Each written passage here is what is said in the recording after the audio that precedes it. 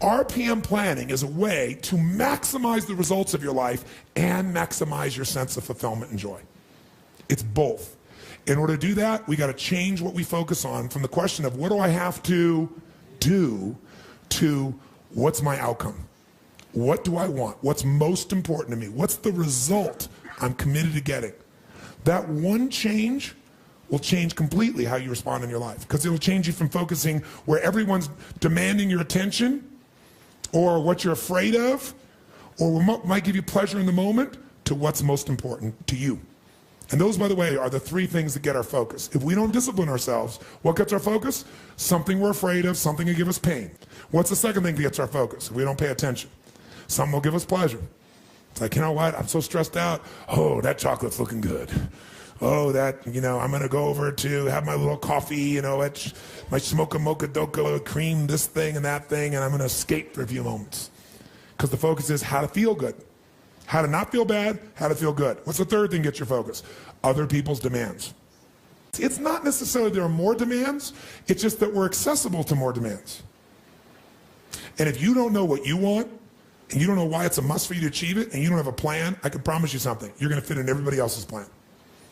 And you're going to wonder why you're stressed. And you're going to wonder why I'm not fulfilled. What is time? How do you know when it's a long time? Or how do you know when it's a short time? It's not because it's 10 minutes or 10 hours. How many have been in 10 hours and time flew because you loved what you're doing, didn't have any sense of time whatsoever? How many have had that experience? Say aye. How many have had 10 minutes feel like 10 years you want to kill somebody to get out of the situation?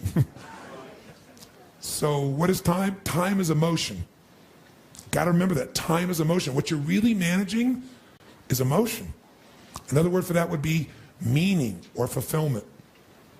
Focus is power, but you got to take it. Take it back. Take back that power. And you got to know when you do have that focus, how to chunk it, how to group it so you're not overwhelmed. Let me show you how to make it simpler. When mass information is coming at you, you get overwhelmed. Most of us are great deletion creatures.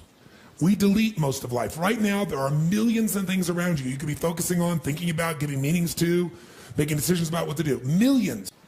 And when you think about what it's going to take to do something, usually it takes a lot, and you're not going to want to do it. So I'll do it when? Later. As my Australian friends would say, later. Right? And of course, the problem with doing it tomorrow is when you get to tomorrow, tomorrow is today, and tomorrow never comes. So, and you keep promising yourself. By the way, what does this do to you emotionally when you keep breaking your own promises with yourself? Or you keep failing to do things that you know are important? Does it increase your level of certainty and confidence? No. What it does is it erodes it. And when you erode confidence in one area, believe it or not, it affects the other areas too. Do you believe me on that? Don't believe me. What about your own life experience? Maybe not one area, but it starts to be multiple areas. It sure does. Another reason why somebody doesn't exercise or do anything is because they don't just chunk it too big, they chunk it in too many details. So remember this. Remember this. Change is never a matter of ability. It's always a matter of motivation. I'll say that again. Change is never a matter of ability. It's always a matter of motivation or drive, having strong enough reasons. If you got a strong enough reason, you could figure out the time, couldn't you? So the biggest part of life and time management is knowing what you want and having enough reasons to follow through. But there is one more piece. If you make enough reasons to follow through and you know what you want, but you make the task overwhelming, you'll be overwhelmed. What you focus on, you feel. What you feel, you are moved to somehow actuate. But if you only focus on what you don't want or what's stressful in your life, what you can't control, or what you screwed up on, or what you messed up on in the past, not going to get where you want to be. Chunking is power. You don't want to over chunk where you're trying to bite the whole darn thing together. You also don't want to under chunk where you make a million pieces of something. What is chunking? It's taking all that's coming at you and putting it into idealized size groups that your mind can handle. See, science has proven the human brain, consciously, we can only handle what they call 7 plus or minus 2 chunks of information.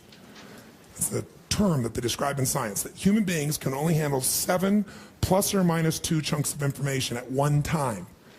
which is a very complex and over-chunked way of saying most people can only handle 5 to 9 things at once. But even the guy that explained it made it very complex. Here's how I tell you. You want to know what chunking is? Chunking to me is how to turn a lot into a little. Most people take a little and turn it into a lot. Exercising, if you're not doing it, you're turning into a lot. If you do it regularly, you turn into something very important, and it's a few things you do. It really is just as many things. It's just what you focus on, right? And when you're doing something and you're following through, you're focusing on the outcome and why it's important to you. How is easy when those 2 first steps are done? The first value thing about chunking is if you take it out of your head and you put it on paper, whether it be electronic paper or physical, you will have done yourself a great favor. Because when you get in your head, you tend to repeat things over and over. You have a hard time organizing it. And the reason is you're using words in your head and images and sounds. Now, if you can take all these thoughts and words and you can put them into a picture's worth 1,000 what? You just chunked your life instantly better when you make something visual on paper, electronic, or physical. Now, I want to explain to you what I mean by chunking in a moment, but I want you to notice that what he's done is told me things all in kind of a random way. And the brain loves pattern recognition. When you recognize a pattern, you feel certain. Oh, someone starts to look like that, I know what that means. Someone starts to say that, I know what that means. When this and this occurs, the business usually does that. I feel successful. Randomness makes us a little crazy. A certain amount of randomness is great, creates variety. Too much randomness, no certainty, which is a human need. And it freaks you out. So he's so random. Now, this is how the brain works. Randomly, while he's doing the laundry, he's going to think of something. Or he's a business, he's going to think about, oh my God, I got to get the cleaning in time because I got to get to that business meeting. How many have had these wonderful experiences? Say aye. So as a minimum, we need a way to just capture and get it out of our head. He doesn't even have an effective system for that because the system he has right now is electronic and he doesn't know how to run it properly or it doesn't run effectively. Probably the former rather than the latter. But either way, it doesn't work. He doesn't have certainty. Without certainty, you are going to be stressed. Certainty comes first with the ability to know you can at least capture it. The first step I teach people in RPM is you need a capture system. Something to get it all out of your head and dump it in one place where you know it's really there so when it's time, you can at least look at it and figure it out. If you don't have one place where it all goes consistently, and that you have access to. If you do it on your computer at work or you do it on your laptop, but by the time you open it and load it and everything else, you don't have time to even put something in because you forgot what it was, then you got a problem, don't you? You need a capture system that's consistent, at least one core place that it's absolutely there. Second step is once we capture, let's say we captured all these things. This is what it really looks like to his brain the way he does it. His brain goes, I got to do this, and I got to do that, I got to do this, and this, I got to do that, and I got to do this, and I got to do that, and I got to do this. Oh, I got to do this, oh, this, oh, this, that, this, that, this, that, then this, then that, then this, and that, then this. Call this person, do this thing, follow this through, build this thing, do this business plan, get that money, make this thing happen, go there. How many feel stressed in your body? Say aye. Aye. So let me tell you what RPM does. You start to look at these things and you say, okay, there's all these things that are important. I've said they're important. I need to take this random stuff that makes me crazy and stressed and find some patterns. Before I figure out what to do, I get to figure out, does all this relate to something I want? He's lost what he wants in his list. And you go, you know what? This thing here, call my friends. Oh yeah, follow up with my friends from the seminar I went to. Oh yeah, coming over here and spending time with my sister. Oh yeah. Going and talking to my girlfriend once, okay, that all relates to one chunk, which is my relationships, let's say. Okay, over here, I need to raise money for this, raise money for that. I got to put my money and my budget together this, I got to do this, and I got to do this and this and this. Okay, all of those relate to money. I've just taken 1, 2, 3, 4, 5, 6, 7, 8, 9, 10, 11, 12, 13, 14, 15, 16 things I had to focus on, and now there are 2 things to focus on. My relationships this week and making progress on the economic side.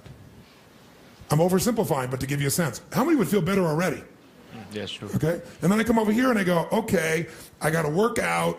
I got to figure out what I'm going to do to change my diet. I got to prepare for that marathon. I don't have to run the 14th mile, but I got to do this piece here, and I got to speak to my trainer, and I got to do this thing here too. Oh, that's all my body. I want to make major progress this way physically. I may not do all these things, but I'm going to make progress because progress equals happiness. Even if you haven't achieved it, if you know you're making measurable progress, you will not feel stressed, you will feel fulfilled. So when I'm in a conversation with somebody, and they're talking about one of my 14 companies, how do I chunk that? Every company I have this metaphor. I say everything, if I were to say to you right now, I want to take every single thing that's in your house and we're going to move you, but here's how we're going to move you. We're going to take everything we have in your house and we're going to just dump it all on the floor of the new house. Just everything you've ever had, we'll dump it right there in this giant living room. And then now you got to organize things. Would you feel stressed? That's what he does. He doesn't even dump it on the living room. He puts it in a place he can't even find the dump. Okay? Which is common. Some people put part of the dump here, part of the dump there. They never even know where the whole dump of all the stuff is that they're thinking about is. Now, let's assume we did that, but I did one thing. I said to you, get this whole thing organized. You might not even know where to start. It'd be overwhelming. But if I said to you, everything in this room that I've dumped in this room will fit into 12 drawers. 2 chests of drawers. 1 with 6 over here that's all personal items, 6 over here that's all professional items. And it's 6 I'm making randomly. You could have 5, you could have 4, you could have 10 if you're really busy. And one of those, for example, is anything relates to finances. One of those, anything relates to my body. One of those, anything relates to family. One of those is relates to anything that affects me emotionally. Right? Go through the whole list. And the professional side, it's anything that relates to marketing, anything to accounting, right? Anything that relates to planning, anything that relates to sales, anything that relates to... Could you, if you knew what these items were, pick up each one and go, okay, that goes there, that one goes there, that one goes there, in a short time, would the entire room be clean? Yes or no? Not only that, but when you needed to focus on something, could you find it? How fast? That's RPM. When you know what you want, that's one thing. When you know why you want it, it changes the emotional quality even more. And I want to tell you something. It's the chunking that is making you think it's so long. But you got to stop the story that you have no time. You have all the time there is. Chunk your life will change. If you want an extraordinary life, it doesn't just happen. You got to create it. The best way to create it is develop a system so it doesn't happen once in a while. When you're lucky, you can count on it like clockwork. Sure stuff's going to interrupt you, sure stuff's going to stress you, but you know how to get right back on target. And whether it's managing your time or managing your life, they really can't be separated. They go together. If you know what your life's really about, what you value, what's most important to you, not hard to get back on target. If you know what you want, why you want it, you'll come up with a map on how to get it done. If you surround yourself with other people that are committed to having an extraordinary life, it becomes even more easy. And yes, does it take a little more effort? Yes, in the beginning it does. It's called the rapid planning method because once you've done this a little bit, guess what? It's like putting a seminar together. I know there's only 5 things you really got to focus on, or 10 or 12. I start to think about those outcomes, I know why, and boom, everything flows. And all of a sudden, everybody thinks you're a genius when all you are is somewhat focused, organized, and clear. But you still have total flexibility to change your mind, do anything you want to do. You're not locked in place. It's not an anal process. It's art. It's the art of your life.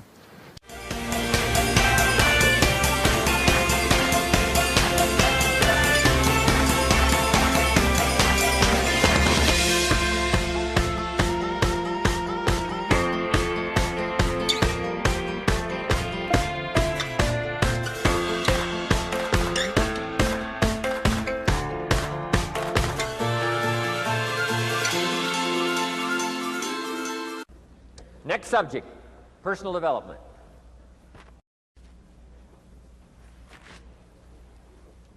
Some of the things Mr. Shove taught me starting at age 25, some things came quickly, some things came easily. Setting goals, that was easy. We're going to talk about that later on.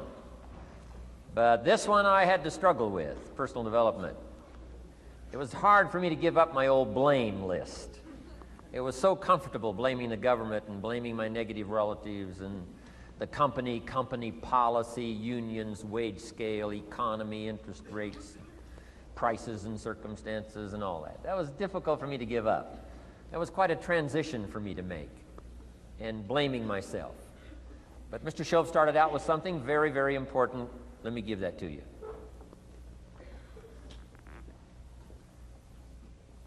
He said, it's not what happens that determines the major part of your future. It's not what happens. What happens, happens to us all.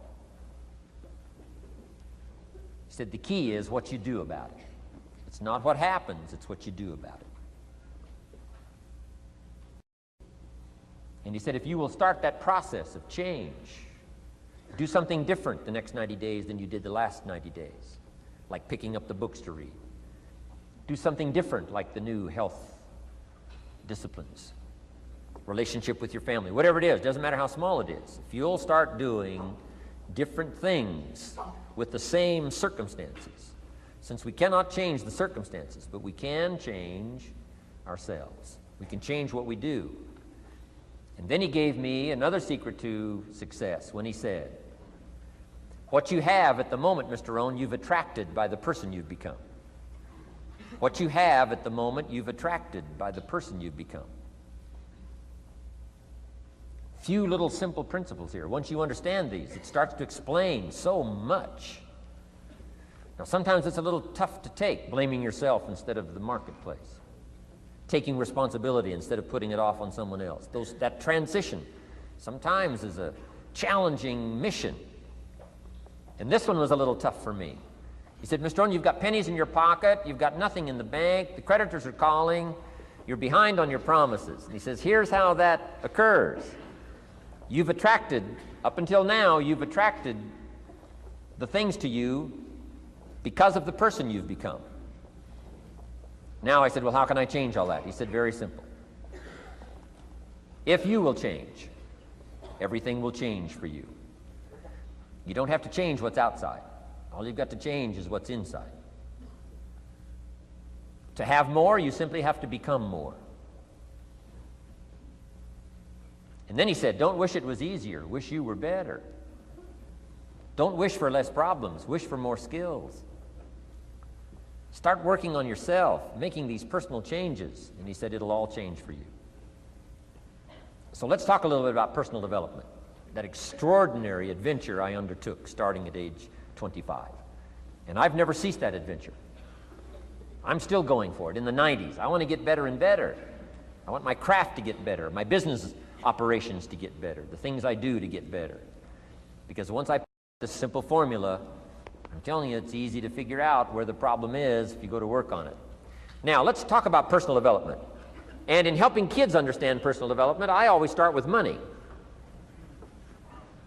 Now, money's not the only place to start. Money certainly isn't the only value, but we've all got to start somewhere, and money's something you can count, right? Kids are interested in money, okay? A lot of things are a little tougher to measure, but economics is pretty easy, right? Because you can count. Okay, somebody says, how are you doing? You say, I don't know. Let's count. Now, this is not the only count. I understand that. There's a lot of other things to count. But to see if there may be some errors in your judgment and lack of disciplines in your life, we might as well start with money, because it's so easy to count. So let's just start there and see whether or not maybe we have messed up. Okay. So here's how I explain it to kids.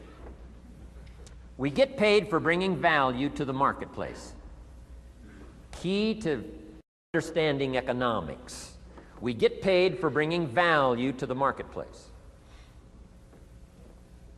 Marketplace is also described as reality. Reality, the marketplace. Now, it takes time. It takes time to bring value to the marketplace, but we don't get paid for time. It's very important for kids to understand, as well as adults. We don't get paid for time. Mistakenly, the man says, well, I'm making about $20 for an hour. Not true. Not true. If that was true, you could just stay home, have them send your money. No, it's not true. You don't get paid for the hour. You get paid for the value you put in the time. So we don't get paid for time, we get paid for value. Now, since that's true, here's one of the key questions of the afternoon. Is it possible to become twice as valuable and make twice as much money in the same time? Is it possible to become 3 times as valuable as you now are and make 3 times as much money in the same time? Is that possible?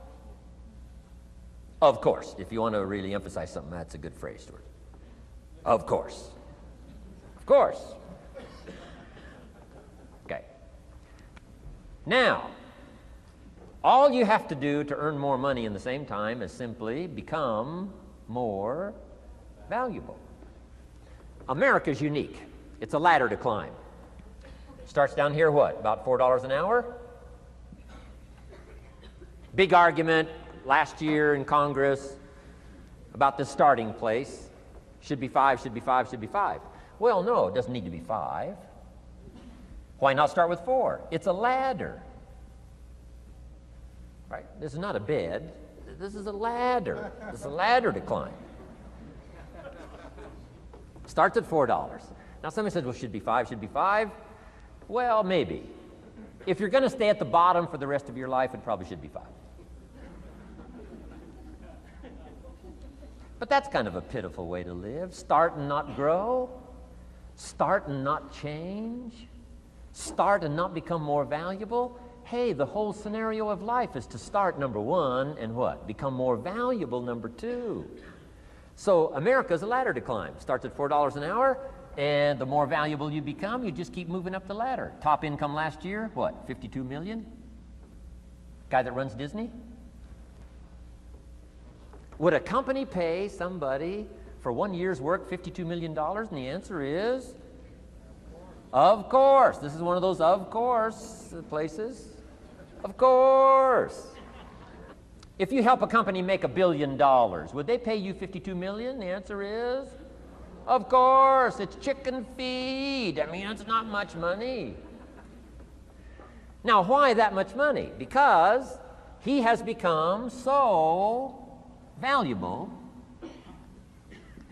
Now, why would we pay somebody only $4 an hour? They're not very valuable to the marketplace. Now, we got to make that distinction, to the marketplace. Might be a valuable brother, a valuable member of the community, a valuable member of the church, valuable member in the sight of God, to the human family, of course, those kind of values. But to the marketplace, which is called what? Reality. Reality is, if you're not very valuable, you don't get much money. Those are called the facts. I mean, that's how that is. Well, then how do you get more money? Simple answer. Somebody says, well, I'll go on strike for more. Well, here's a major problem with that. Here's a major problem with that. You can't get rich by demand.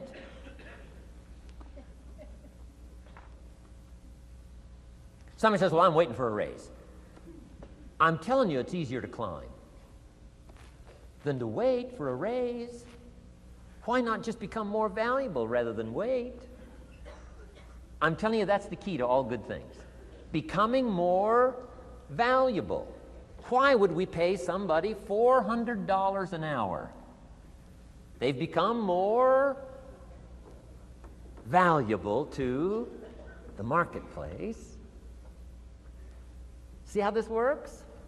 I'm telling you, this stuff is so easy. This is America. This is a ladder. How far is it from 4 to 5? I'm telling you, it's not far. $4 to $5 an hour?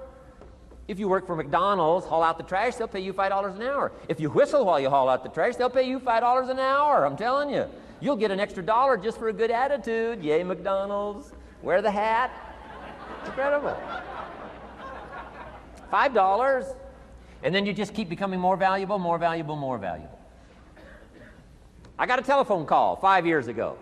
The company said, we're ready to expand internationally. We need some help. I was sort of semi-retired. Right? Looking for the next exotic beach. They said, no, Mr. Rohn, we got a project for you. Right? We're going to expand internationally. We could use your help. Next little while, we'll add some millions to your fortune, make it worth your while. I said, okay. I thought later, isn't that interesting that they called me? My second thought was, of course they'd call me. Who else would they call? I mean, you know, I can get the job done. Now, how come I got a telephone call worth millions? I had become valuable. Now, I'm a farm boy from Idaho. I was raised in obscurity. 1 year of college, and I thought I was thoroughly educated. Made all kinds of mistakes galore. At age 25, the creditors are calling me saying, hey, you told us the check was in the mail. I got pennies in my pocket. I got nothing in the bank. I'm behind on my promises. How come I get a telephone call 5 years ago and it's worth millions? I changed. I changed. I turned my life around. Is it possible to become worth millions? Speaking economically, now there's a lot of values to become, but let's just talk economics. Is it possible to become that valuable? And the answer is, of course, of course. Now let me give you the secret. Shoaff said, here's the secret, Mr. Rohn. Learn to work harder on yourself than you do on your job. Once I got that, it turned my life around. Learn to work harder on yourself than you do on your job.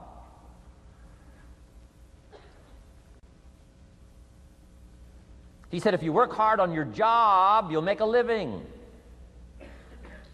If you work hard on yourself, you can make a fortune.